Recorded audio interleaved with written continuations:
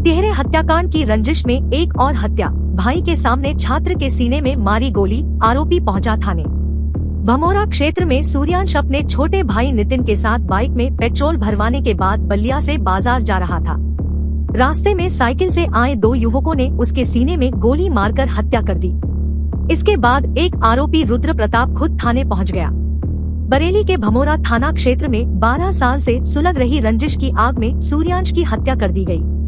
वर्ष 2011 में रास्ते पर आमने सामने आई कारों को पीछे न हटाने के विवाद में सूर्यांश के ताऊ समेत 3 लोगों की हत्या कर दी गई थी।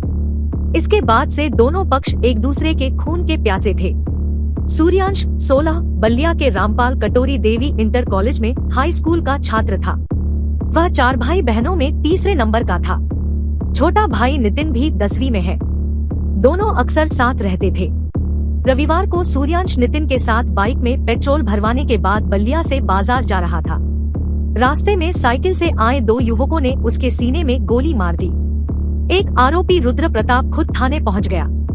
एसपी देहात ने बताया कि मामले में सूर्यांश के परिजनों ने रुद्र और उसके पिता के खिलाफ रिपोर्ट दर्ज कराई है।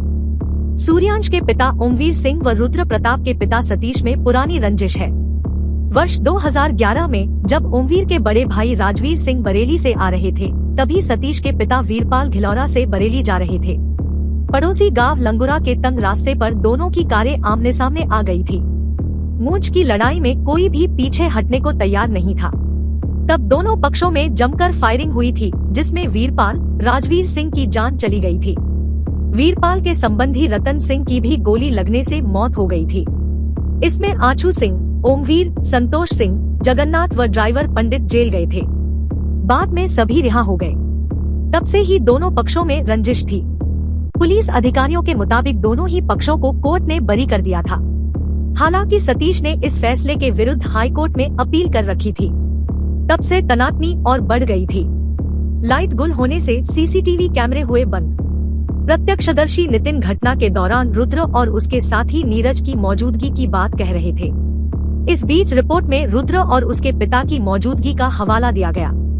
ऐसे में घटनास्थल पर पहुंचे एसएसपी ने आसपास लगे सीसीटीवी कैमरों की फुटेज दिखवाई। एक फुटेज में भागते हुए किशोर की धुंधली तस्वीर आई है। घटनास्थल के ठीक सामने की दुकान पर लगे सीसीटीवी कैमरे में पूरा घटनाक्रम कैद होने की उम्मीद थी, लेकिन पता लगा कि थोड़ी देर पहले लाइट जाने से कैमरा ऑफ हो गया था। एसएसपी ने आसपास के दूसरे कैमरे देखने और आरोपियों की मोबाइल लोकेशन पता करने के निर्देश दिए हैं। भागवत कथा में चप्पल को लेकर भिड़ गए थे सूर्यांश व रुद्र। 12 साल पुरानी रंजिश को नई पीढ़ी भी निभा रही थी। बताते हैं कि 6 महीने पहले गांव में भागवत कथा हुई थी। तब सूर्यांश और देव में चप्पल चोरी होने को लेकर कहासुनी हो गई थी। दोनों में मारपीट भी हुई थी। दोनों पक्षों में तनाव बना रहता था।